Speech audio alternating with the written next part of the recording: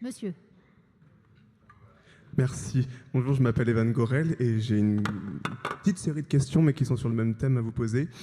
En étant témoin de l'actualité, comment faire confiance aux institutions quand on voit que les nazis peuvent manifester librement? Quelle est la place de la France dans la protection des droits de l'humanité plus que de l'homme? Et comment faire confiance à la France quand on voit sa lâcheté face au génocide, pour n'en citer qu'un, la Palestine? Où est la vraie France, celle qui est indépendante et qui n'est pas soumise par exemple à l'Amérique? L'hyperviolence, selon moi, j'ai l'impression elle est provoquée en fait par le gouvernement qui est plutôt absent.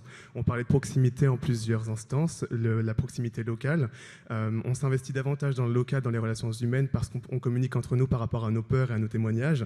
Mais quand je vois à l'échelle nationale que tout ce qui est des manifestations nazies, je le redis parce que c'est ce qui me choque le plus dans notre époque, avec notre passé français quand même, et une France qui était à De Gaulle fut un temps, je me demande comment ça se fait qu'aujourd'hui on peut faire confiance, comment faire confiance en fait aux institutions. Merci monsieur. C'est un point de vue. C'est courageux. On n'a pas de ministre, hein. On a juste le président de l'Assemblée nationale, c'est pas notre expert.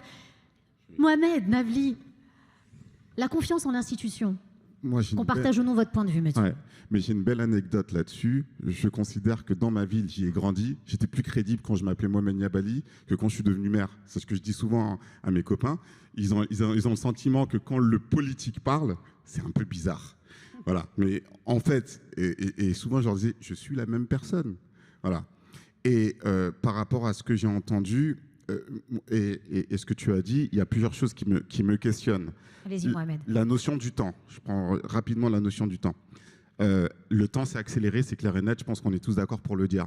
Mais moi, ce qui m'a le plus frappé, c'est il faut dire qu'on a des temps différents. Il faut assumer que le temps d'une administration n'est pas le temps de l'élu, n'est pas le temps du citoyen, etc.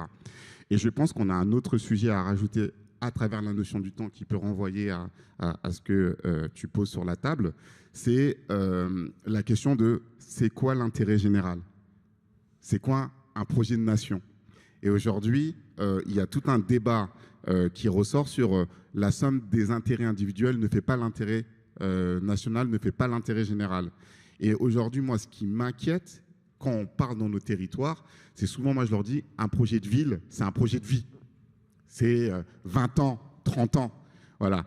Et c'est pas parce que vous êtes tous les trois mis d'accord sur le fait que ça, c'est une bonne chose, que c'est vraiment une bonne chose. Voilà. Et que du coup, ça renvoie à un sujet qui est la question de l'échelle, de la proximité et du pouvoir d'agir à quelle échelle, à quelle proximité et à quel temps. Et je pense qu'aujourd'hui, l'une de nos difficultés aujourd'hui, c'est qu'on est dans une société qui est complexe, parfois contradictoire et qui est mouvant. Et ce qu'on attend des institutions, c'est d'avoir des bonnes réponses. Et souvent, quand j'étais jeune maire, mais j'ai vu que ça ne marchait pas très bien, de dire « je ne sais pas », ça choquait les gens. Non, c'est très bien de dire « je ne sais pas ». Mais je le dis, en tant qu'élu et représentant de l'institution, dire « je ne sais pas », ça peut choquer des personnes.